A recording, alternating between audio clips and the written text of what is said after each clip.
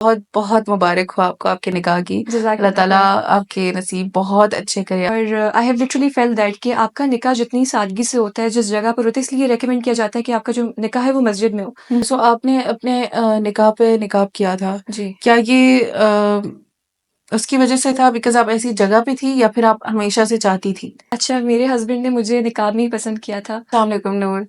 वालेकुम अस्सलाम। कैसी हैं आप? अल्हम्दुलिल्लाह, आई एम गुड। लाइक काफ़ी मंथ्स बाद हम लोग दोबारा मिले। लास्ट टाइम तो it's been a long time. बिल्कुल काफ़ी चेंजिंग्स आई हैं आपकी लाइफ में।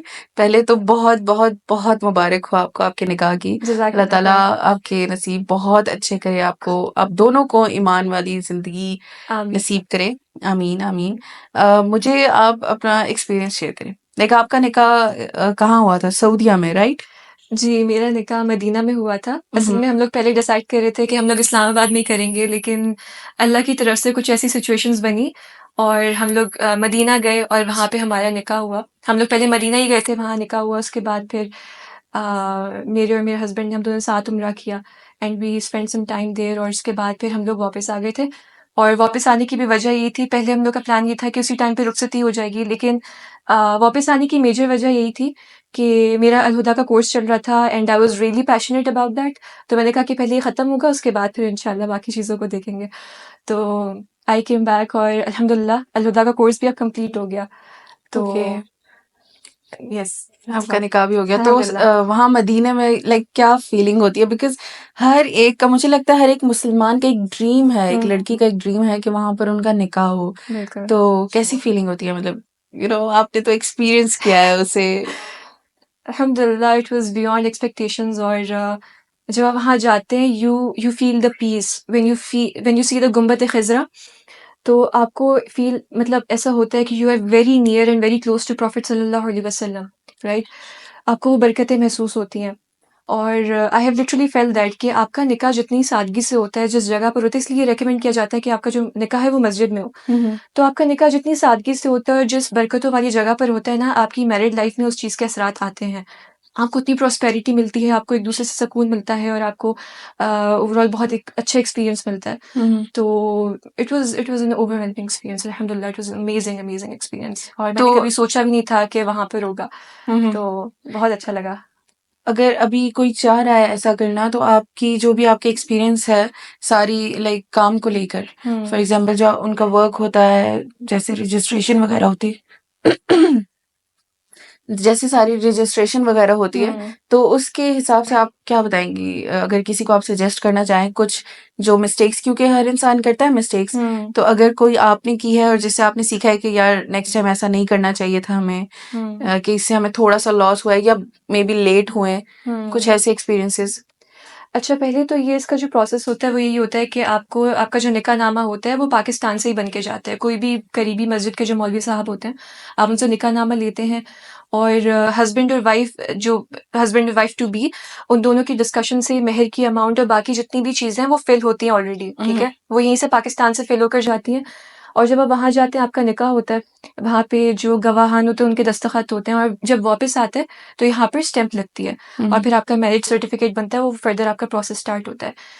गलती एक जो हम सबको अवॉइड करनी चाहिए वहाँ जाकर वो ये है कि हमें वहाँ पे कोई बुक्स या पैम्फलेट्स या कोई भी इस तरह की चीज़ डिस्ट्रीब्यूट बिल्कुल भी नहीं करनी है क्योंकि सऊदी अरब की अथॉरिटीज़ इन चीज़ के बारे में बहुत ज़्यादा स्ट्रिक्ट हैं कि आप वहाँ पे इंडिपेंडेंटली कोई इस तरह का काम नहीं कर सकते। यहाँ पे तो आप पैम्फलेट्स लो, आप बाँट लो, लेकिन यहाँ पे वहाँ पे सऊदी अरब में इस तरह का बिल्कुल भी नहीं है। तो अगर आप वहाँ जाएँ जल्दी से बस निकाह करें and then just leave that place और ज़्यादा वहाँ पे वैसे ये था कि जब हमारा निकाह हुआ था उस टाइम पे अलाउ नहीं था वहाँ निकाह करना और हमें नहीं पता था ये, लेकिन अब उन लोगों ने अलाउ कर दिया है। तो और एक और चीज़ है कि वहाँ पर उस जगह का एहतराम करते हुए ना आपको बहुत डिसेंट क्लोथिंग करनी चाहिए क्योंकि बहुत लोग होते हैं कि वहाँ बहुत फैंसी क्लोथिंग की होती है, लाल दुपट्टे एंड ऑल ये सब चीज़ें पहनी होती हैं।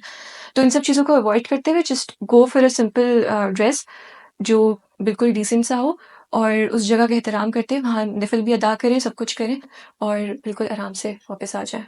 ओके, सो आपने अपने निकाह पे निकाब किया था। जी। क्या ये उसकी वजह से था बिकॉज़ आप ऐसी जगह पे थी या फिर आप हमेशा से चाहती थी?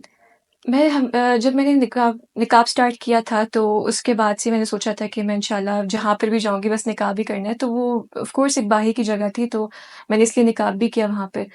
और अगर यहाँ पर भी होता तो मैं यहाँ पे भी करती। तो it was a pre planned thing. अल्लाह ने इसमें मेरी मदद की है अल्हम्दुलिल्लाह। तो नूर, लाइक आपने अपने निकाह पे निकाब किया था, जो एक मेन अभी तक आपका जो मेन इवेंट था, तो आपको फैमिली ने या फ्रेंड्स ने किसी ने भी कोई कमेंट्स किए आपके निकाब पे, या किसी ने कहा कि आप वहां पर थी तो एटलीस्ट कि आप वहां पर निकाब ना करती, क्योंकि आपके सिर्फ महरम्स ही थे, पास कोई इतना था नहीं? नहीं, वहाँ पर ये था कि हमारी आउटडोर हुई थी, तो वहाँ पे सब लोग मौजूद थे और सबको पता था कि मैं करती हूँ। और इसके अलावा सबने सपोर्ट किया था। Everyone was expecting me to do निकाह, तो अल्हम्दुलिल्लाह it wasn't a problem at all. किसी ने कोई कमेंट नहीं किया, कुछ भी नहीं किया। अल्हम्दुलिल्लाह इट वाज़ फाइन। एंड आपका निकाह जिनके साथ हुआ, हाँ। क्या उसके पीछे कोई स्टोरी है? लाइक मुझे जहां तक लगता है कि एक बहुत इंटरेस्टिंग स्टोरी है इसके पीछे। उन्होंने कैसे आपको अप्रोच किया एंड वो कौन है? अच्छा, मेरे हस्बैंड ने मुझे निकाह में ही पसंद किया था और ये था कि निकाह के बाद ही सॉ मी। और उनको उससे पहले ये नहीं था कि मैं देखूँ, या जिस तरह लोगों की डिमांड्स होती हैं कि हमें देखना है एंड ऑल दैट। वैसे एक तरह से देखा जाए तो ये जायज़ डिमांड है, क्योंकि हमें सहाबा की स्टोरी से मिलता है। देयर वाज़ वन सहाबा who was planning to get married to a सहाबिया, ठीक है? और वहाँ पे रसूलुल्लाह सल्लल्लाहु अलैहि वसल्लम ने उनको सजेस्ट किया कि आप जाके उनका चेहरा देखो।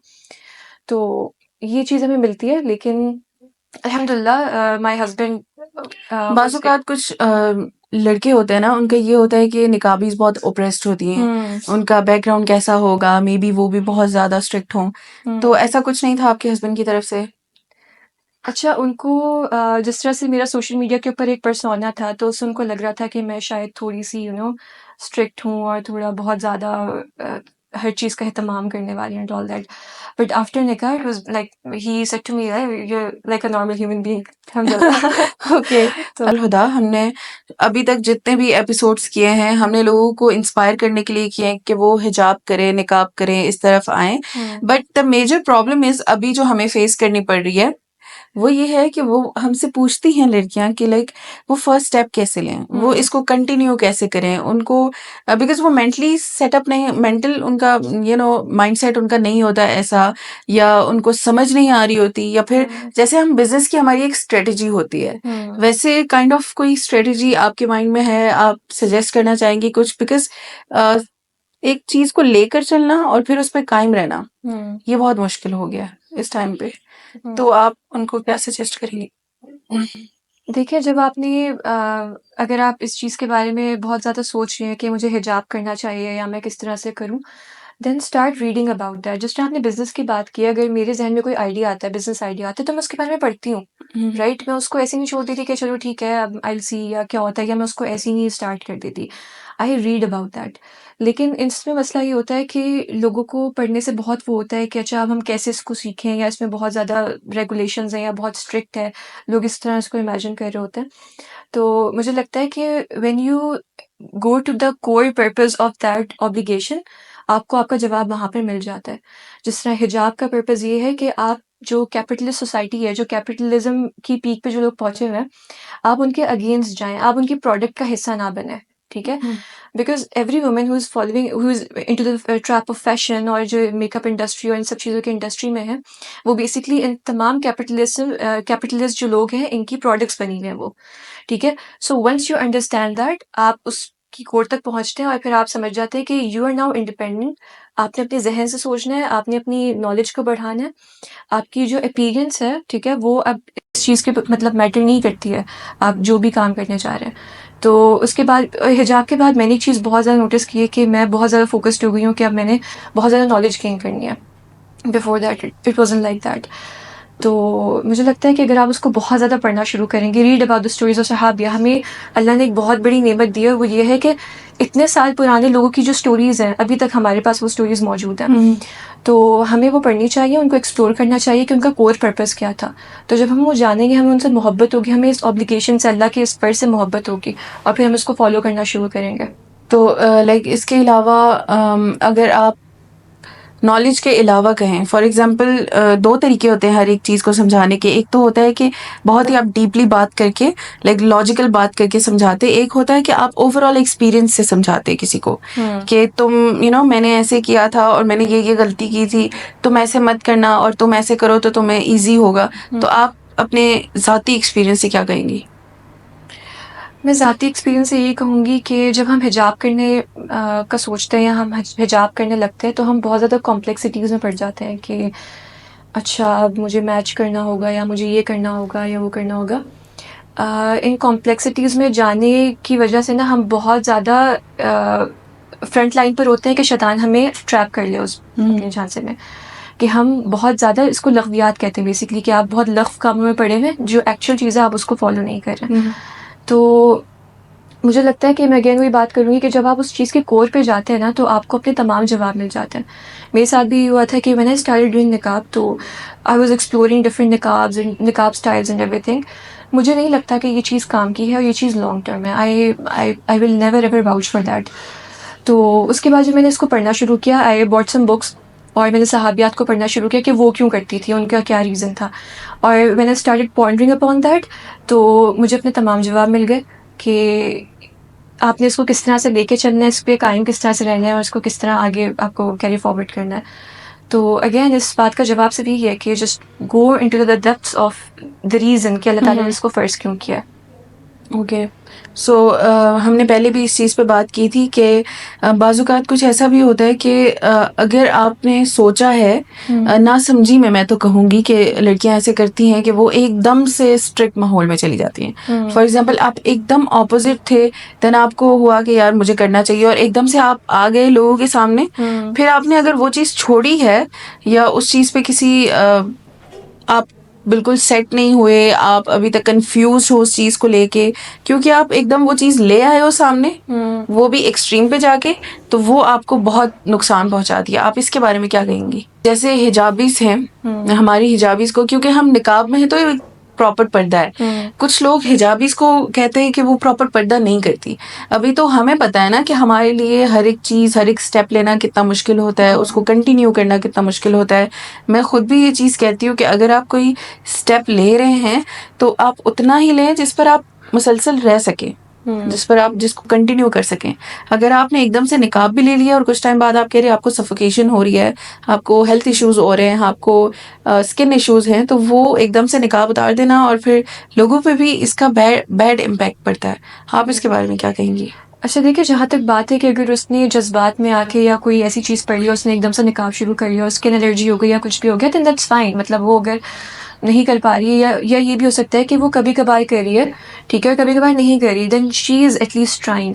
और उसके जो आस-पास लोग हैं, they have to understand her situation कि इसके साथ ये मसला है and she is even trying. तो आपके जो आस-पास लोग होते हैं, उनको आइडिया हो जाता है कि ये वाक़ई में कोशिश कर रही है अल्लाह के रास्ते में या नहीं कर रही है।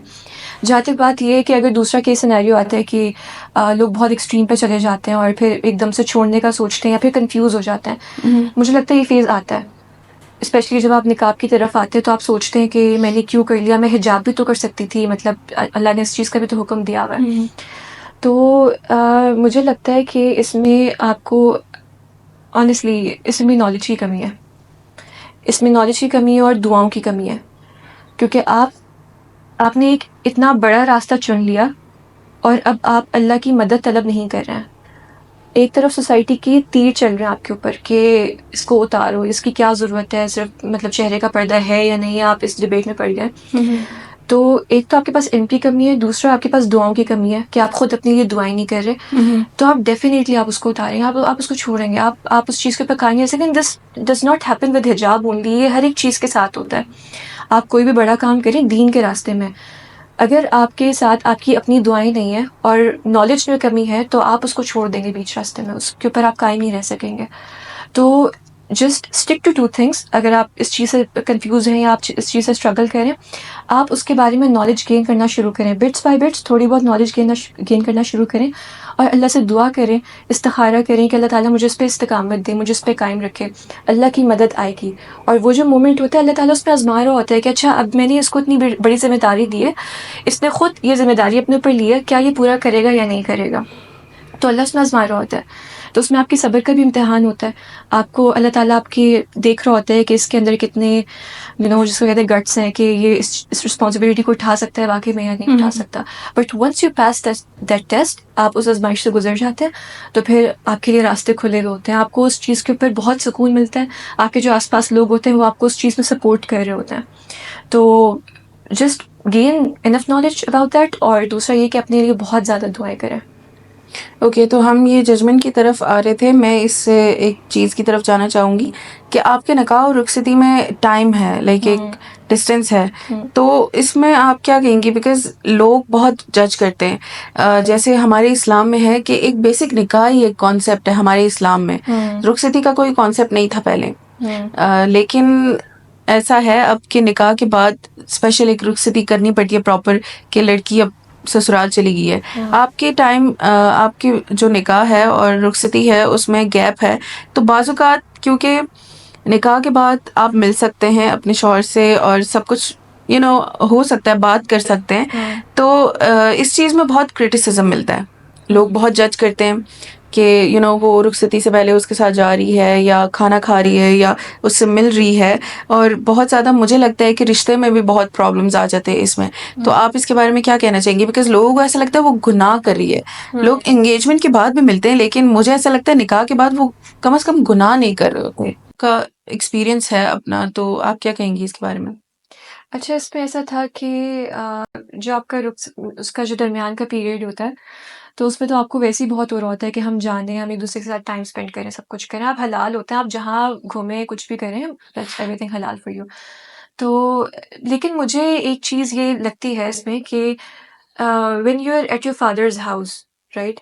आप अभी कंप्लीटली उसकी रिस्पॉन्सिबिलिटी नहीं बनी, तो हमें सोसाइटी के जो नॉर्म्स हैं, जो जायज़ नॉर्म्स हैं, हमें उनका ख़्याल रखना होता है, ठीक है? ये इस बात का मैं रेफ़रेंस भी दूँगी। जब हम लोग सही बुखारी पढ़े थे, तो उसमें हमें बताया जाता था कि जो इमाम बनते हैं, जैसे इमाम बुखारी हैं या जो बाकी हैं, इमाम अहमद इब्न हम्बल, तो उनकी कुछ क्वालिटीज़ बताई थी कि जो इमाम बनते हैं, उनकी एक क्वालिटी में ये थी कि वो कोई ऐसा काम ना करें जो सोसाइटी के खिलाफ हो, जायज़ काम, जो सोसाइटी के नॉर्म्स के खिलाफ हो, ठीक है? तो मुझे ऐसा लगता है कि जब तक आप अपने when you are at your father's place, तो आपको कुछ बाउंड्रीज़ का ख़्याल रखना होता है। आप मिलें, जो कुछ करना है करें, लेकिन कोई भी इसको हराम नहीं कह सकता, कोई ये नहीं कह सकता कि ये लोग गलत काम कर रहे हैं। You can meet, you can go, you can eat together wherever you want, लेकिन इसको कंप्लीटली हराम करना है, इसको कंप्लीटली ये कहना है कि अभी से ये लोग इतना घूमना-फिरना शुरू हो गए हैं और अभी जायज़ नहीं है एक-दूसरे के लिए, तो ये बिल्कुल एक गलत चीज़ है। आप ऐसी बात कह रहे हैं जो अल्लाह ताला ने कंप्लीटली उसके ऑपोज़िट बात की है। आप बेसिकली हलाल को हराम कह रहे हैं, तो ये इसकी इट्सेल्फ बहुत बड़ी सज़ा है। तो इसको कहने से अवॉइड करना चाहिए, लेकिन जो लड़का-लड़कियाँ अगर वो सोसाइटी के नॉर्म्स के खिलाफ नहीं जा रहे, देन दैट्स फाइन। घूम सकते हैं, सब कुछ कर सकते बाज़-औक़ात ऐसा होता है कि कुछ लोगों की तो मजबूरी होती है कि उनको गैप लेना पड़ता है। हैं। लेकिन बाज़-औक़ात लोग अपने शौक से भी करते हैं। फॉर एग्ज़ाम्पल लड़का बाहर है, अभी आहिस्ता-आहिस्ता काम होगा लड़की का एंड देन रुखसती होगी, या कुछ भी ऐसी सिचुएशन जहाँ पर वो इस चीज़ को सीरियस नहीं ले रहे होते कि हमें जल्दी से रुखसती करनी है। कुछ लोगों की मजबूरी है, वो समझ सकते हैं हम कि वो आउट ऑफ कंट्री है, वो आएगा या जो भी उसका इश्यू है, फिर शादी होगी, रुखसती होगी। लेकिन कुछ लोग इसको जानबूझकर डिले करते हैं। आप इसके बारे में क्या कहेंगी? जानबूझकर डिले करना, तो ये आप शादी के साथ एक मज़ाक कर रहे हैं, एक खेल कर रहे हैं। और ये बात फैक्ट है, and I can coat this thing with an experience. मैं किसी दूर जाने वाली है उसके एक्सपीरियंस से बता रही हूँ कि उनका निकाह हुआ and it was extended for long period of time, रुखसती अभी तक नहीं हुई और उनके रिश्ते में बहुत ज़्यादा कॉम्प्लिकेशंस आ गई, बहुत ज़्यादा। And I can coat multiple examples like that. तो जब आप खुद शादी के साथ ऐसा खिलवाड़ कर रहे होते हैं, मज़ाक कर रहे होते हैं ना, तो फिर आपकी शादी मज़ाक बन जाती है। तो अगर कोई मजबूरी है, पेपर वर्क है या आपकी पढ़ाई चल रही है कुछ ना, मेरे केस में ये था कि मेरा अल-हुदा का कोर्स चल रहा था, इसलिए I have to come back और अल्हम्दुलिल्लाह कंप्लीट हो गया, तो I will be going back to my husband इंशाल्लाह। तो इस चीज़ में जायज़ है, इसमें कोई मसला नहीं है। इसी तरह जब हज़रत आयशा का आता है, तो उनका भी यही था कि कुछ टाइम उनको गैप दिया, ठीक है? और उसके बाद फिर उनकी रुखसती हुई व्हेन शी वाज़ रेडी। तो ख़ैर लेकिन जो लोग खुद से करते हैं वो चीज़ बिल्कुल गलत है। और ये बिल्कुल मज़ाक बनाने वाली बात है और आपकी शादी से मुझे लगता है कि जब आप अल्लाह के खिलाफ जा रहे हैं, तो आपकी शादी से बरकत उठ जाएगी। जब शादी से बरकत उठेगी तो वो जो अल्लाह ने दोनों दिलों के दरमियान मोहब्बत डाली है ना, वो मोहब्बत भी आहिस्ता-आहिस्ता कम होना शुरू हो जाएगी। फिर उसमें झगड़े आ जाएँगे, फ़साद आ जाएँगे और एक फ्रस्ट्रेशन आ जाएगी कि अच्छा हम मिल रहे हैं लेकिन हम साथ नहीं रह पा रहे। एक वो होता है ना साथ रहने का एक्सपीरियंस होता है, आप you care for each other, आप एक-दूसरे का ख़्याल रखते हैं। तो जब वो चीज़ नहीं होगी तो आप अपने रिश्ते के साथ, अपने साथ जो है वो मज़ाक कर रहे हैं। तो ये चीज़ तो बिल्कुल गलत है and this should not be tolerated at all. इस चीज़ को ख़त्म करना होगा। तो नूर, आप अपने रिलेशन में क्या फाइनेंशियल इंडिपेंडेंसी आपको है? आप इंडिपेंडेंट हैं? फॉर एग्जांपल होता है ना कि हस्बैंड एंड वाइफ में डिपेंड करती है वाइफ अपने हस्बैंड पे, लेकिन आजकल ये ट्रेंड बहुत ज़्यादा चल रहा है। लास्ट टाइम भी हमने अल्फा फीमेल्स पे बात की थी, अभी भी ये ट्रेंड बहुत चल रहा है कि लड़कियां बहुत ज़्यादा इंडिपेंडेंट होने के पीछे लगी हुई हैं। लाइक वो चाह रही हैं कि वो भी कुछ करें, क्योंकि हमारे दीन में तो ऐसा है ना कि आप घर बैठे हैं और आपको प्रोवाइड करने वाला आपका शौहर है, फुली आपको प्रोवाइड करेगा।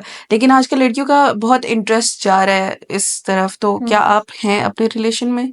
अच्छा, इसमें एक और चीज़ भी होती है कि आपके क्वेश्चन में ऐड करूँगी कि लोग बहुत समझ रहे होते हैं कि अच्छा अगर कोई औरत फाइनेंशियली इंडिपेंडेंट है, it means she is going to rebel, ठीक है? वो आपको फ़ौरन छोड़ के चली जाएगी, आपकी कोई बात नहीं सुनेगी या बहुत डोमिनेंट होगी एंड ऑल दैट। सबसे पहले मैं एक चीज़ समझाना चाहती हूँ, then I will come to your question.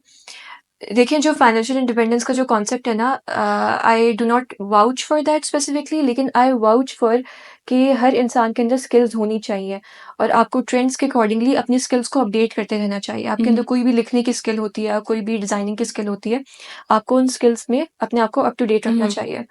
दूसरी चीज़ ये आती है कि जब आप उस स्किल की तरफ काम करने के लिए कोशिश करते हैं, मेहनत करते हैं, और I am talking about for both men and women, ठीक है? तो जब आप उस चीज़ की तरफ जाते हैं, अगर आपको हलाल और हराम की बाउंड्रीज़ पता हैं, अगर आपके दिल में अल्लाह है, अगर आपके दिल में ईमान है, चाहे वो मर्द हो या औरत हो, वो रिबेल नहीं करेगा, वो गद्दारी नहीं करेगा।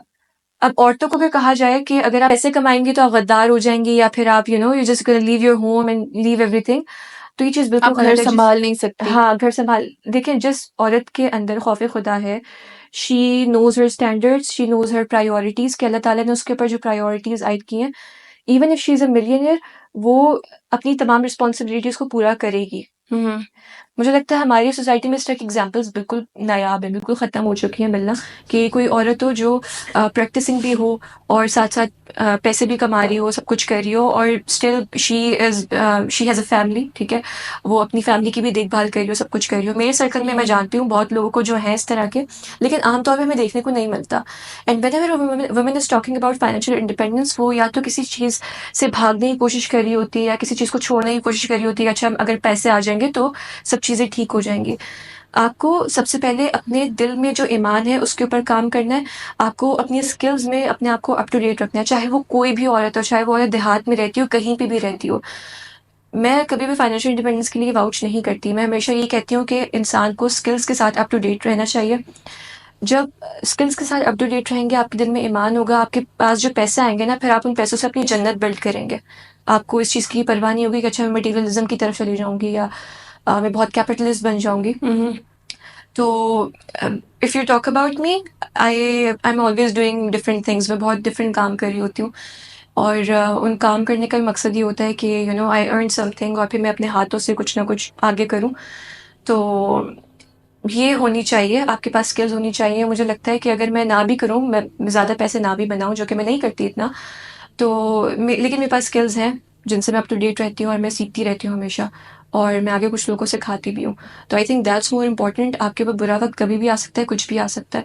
आपके पास जब स्किल्स होंगी तो आप कभी भी उन स्किल्स को इस्तेमाल कर सकते हैं और आपकी स्किल्स वो काम आ सकती हैं। ये नहीं होता कि अगर खुदा ना ख़ास्ता कोई मुश्किल आई है, आपके हाथ में कुछ भी नहीं है, आपके हाथ में कोई स्किल ही नहीं है, फिर आप दूसरों के मोहताज बन जाते हैं और दूसरों की मोहताजी बहुत बुरी चीज़ है। ये लोगों से उनका ईमान भी छीन लेती है। तो what you have to do, जो आपका लॉन्ग टर्म प्लान है उसमें ये है कि आप अपने स्किल्स के ऊपर काम करें। और ये जो फाइनेंशियल इंडिपेंडेंस गुरुज़ और जो लोगों को सिखा रहे होते हैं कि आपको ये बहुत ज़रूरी है, आपको मिलियनेयर बनना है, that's not important at all. आपको जो मिलियनेयर चीज़ बनाती है वो सुबह आपकी फजर की 2 सुन्नतें बनाती हैं। तो आपके जो दिल में ईमान है वो आपको मिलियनेयर बनाता है। वो जो तस्बीहात फ़ातिमा है वो आपको बहुत आगे लेके जाती हैं।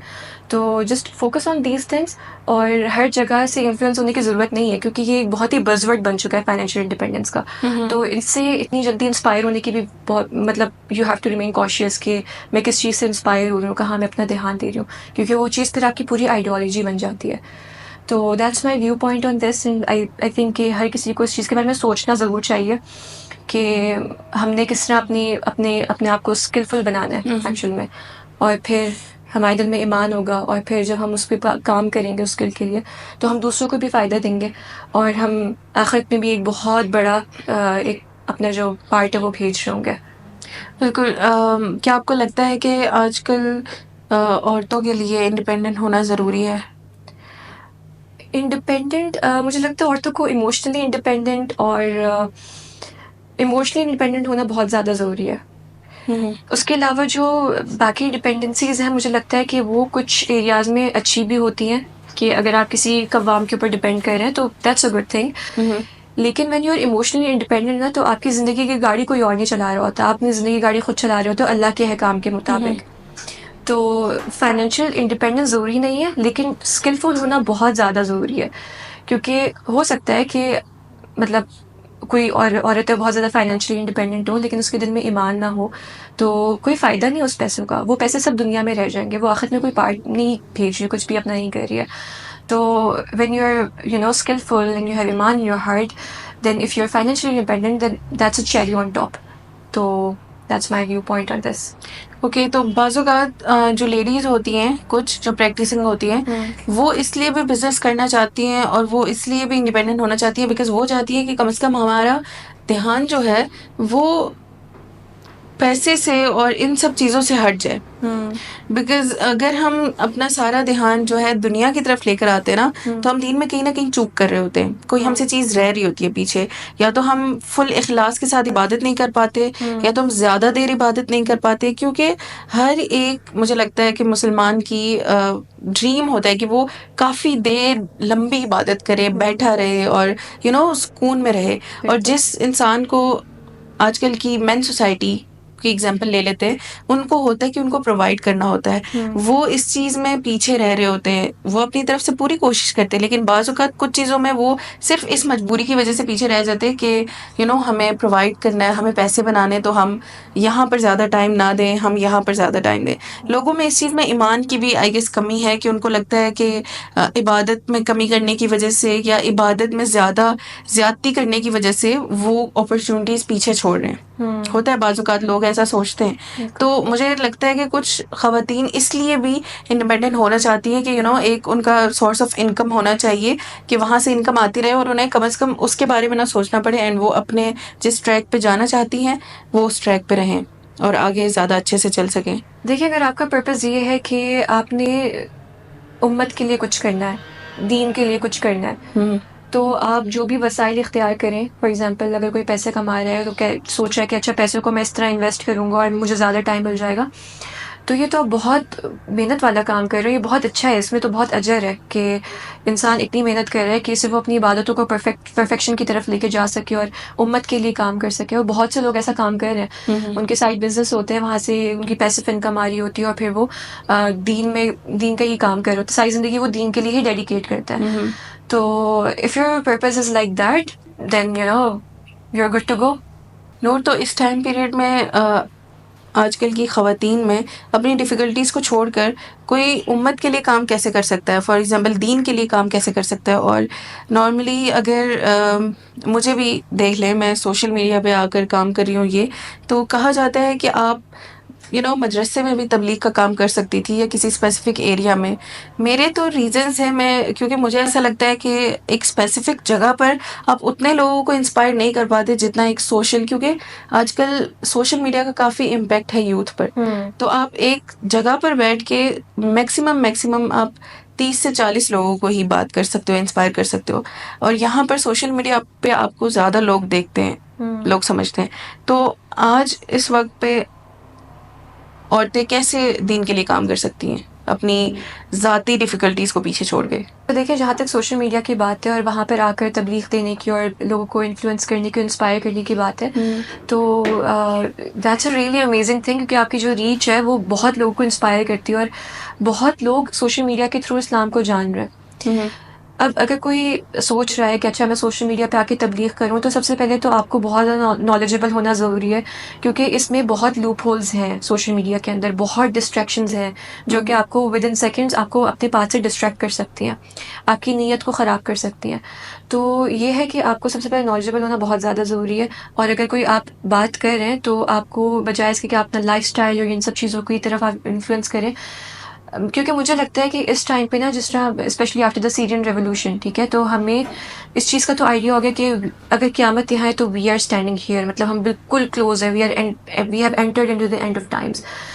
तो हमें अपनी जो डायरेक्शन है ना वो बहुत ज़्यादा चेंज करने की ज़रूरत है, and we have to take it towards teaching others. और उसमें आपने लाइफस्टाइल टीच नहीं करनी है, आपको लोगों को इन्फ्लुएंस करना है कि आपकी जो नॉलेज है वो आप किस तरह से आप लोगों को पहुंचा रहे हैं, ठीक है। आपको अपनी नॉलेज से लोगों को इन्फ्लुएंस करना है, आपको लोगों को गाइड करना है कि वो एक स्ट्रैटेजी किस तरह से बना सकते हैं कि वो उम्मत के लेवल पर सोचें। तो दैट्स यू कैन डू। और जहाँ तक बात है कि अगर कोई औरत है और वो अपनी परेशानियों को पीछे रखे और उम्मत के लेवल का सोच रही है, तो she is actually fulfilling her purpose. और ज़रूरी नहीं है कि वो सोशल मीडिया पर आकर करे, वो सबसे पहले अपने घर वालों को चेंज करे, आसपास के जो लोग हैं, जो आसपास की जो औरतें होती हैं, उनको भी बहुत ज़रूरत होती है, उनको कोई बताने वाला नहीं होता दीन की बातें, तो वो उनको इन्फ्लुएंस कर सकती हैं, उनमें पेनिट्रेट कर सकती हैं और उनको जमा करके बहुत कुछ सिखा सकती हैं, और फिर वही औरतें जाके मज़ीद लोगों को सिखा सकती हैं। और ये चीज़ जो अलहुदा की ग्रेजुएट्स होती हैं, उनमें ये चीज़ बहुत कॉमन है कि वहाँ से ग्रेजुएट होती हैं, फिर वो अपने गली मोहल्लों में सब चीज़ें स्टार्ट करती हैं। They are not very much vocal on social media, और ये सोशल मीडिया पे कोई अकाउंट्स वगैरह नहीं होते, लेकिन अगर आप जाके देखें तो उनके गली-गली मोहल्लों में बहुत उन्होंने काम किए हुए होते हैं। पता नहीं कहाँ-कहाँ से वो औरतों को जमा करके लेकर आती हैं, उनको दीन सिखाती हैं, उनको कुरान से जोड़ती हैं। But if you have the opportunity to speak on social media, that's a huge responsibility, और आपको बहुत सारी चीज़ों के ऊपर काम करना है, क्योंकि शैतान आपको हर तरफ से अटैक कर रहा है कि अच्छा, अब तुम्हें इतना फ़ेम मिल रहा है, तुम्हें इतनी लाइक्स, इंसान फिर लाइक्स और फॉलोइंग के पीछे चला जाता है कि अब मैं इस चीज़ में जाके डिस्ट्रैक्ट हो गया हूँ। तो the main thing, the core of our whole conversation is कि हमें अपनी नॉलेज के ऊपर बहुत ज़्यादा काम करने की ज़रूरत है। इतनी ज़्यादा काम करने की ज़रूरत है कि जिस तरह हज़रत उमर ने अपनी नॉलेज के ऊपर किया था, और हज़रत उमर से शैतान डर के भागता था। एंड दिस हैपेंस जब आपकी कोर, आपकी जो बेसिक्स हैं वो स्ट्रॉन्ग होती हैं, जब आपके अंदर ईमान होता है, तो फिर आप जहाँ पे भी जाते हो, whether you are working on social media या फिर आप गली मोहल्लों में जाके काम करें, आप एक्सेल करेंगे। अल्लाह ताला आपके काम में बरकत डालेंगे, एंड अल्लाह ताला आपकी मदद के लिए एंजल्स को भेजेंगे, फरिश्तों को भेजेंगे कि वो आपके रास्तों को आसान करें।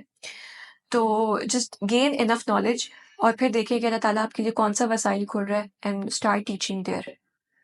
ओके। नोट, तो मैंने आज से पहले ये किसी भी गेस्ट से ये सजेशन नहीं लिया।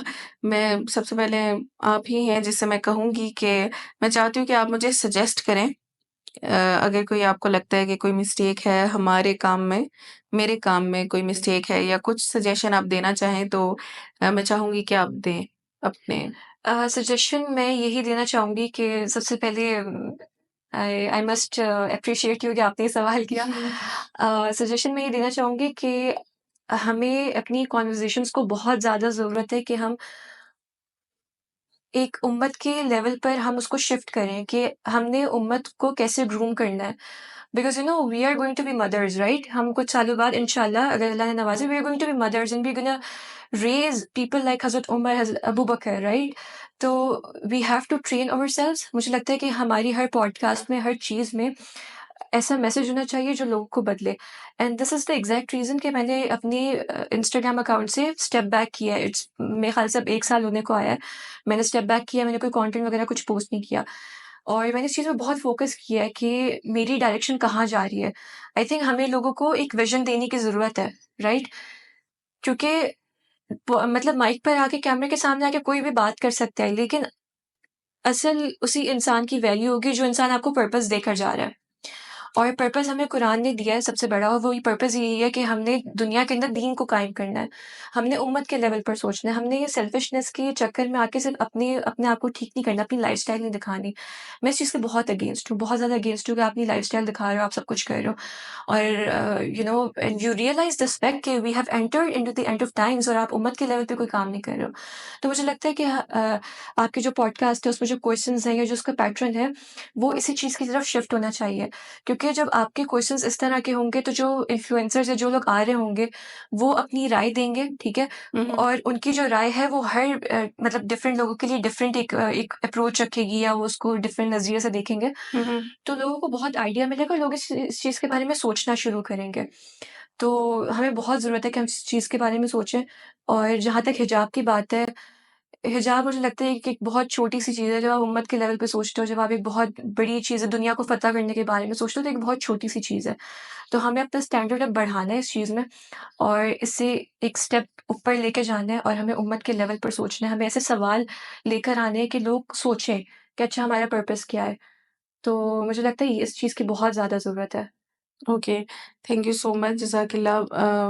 बहुत शुक्रिया आने के लिए, हमें टाइम देने के लिए, जज़ाकल्लाह बिकॉज़ खैर। आप अभी बहुत बिज़ी थी, हाँ। उसमें से आप टाइम निकाल के हमारे लिए आई एंड आपने हमें जो सजेस्ट किया, इंशाल्लाह, इंशाल्लाह, इंशाल्लाह मैं उस पे ज़रूर काम करूँगी इंशाल्लाह। एंड मुझे बहुत अच्छा लगा आपसे दोबारा मिलके, बहुत ज़्यादा। लाइकवाइज़, जज़ाकल्लाह खैर। Thank you so much and तक बने रहने के लिए हमारे साथ। उम्मीद है आपको आज की एपिसोड हमारी पसंद आई होगी। अगर आपको पसंद आई है तो ज़रूर कमेंट्स में बताएँ एंड आप आगे क्या चाहते हैं हमसे, उसके बारे में भी ज़रूर बताएँ। Thank you so much. अल्लाह हाफ़िज़।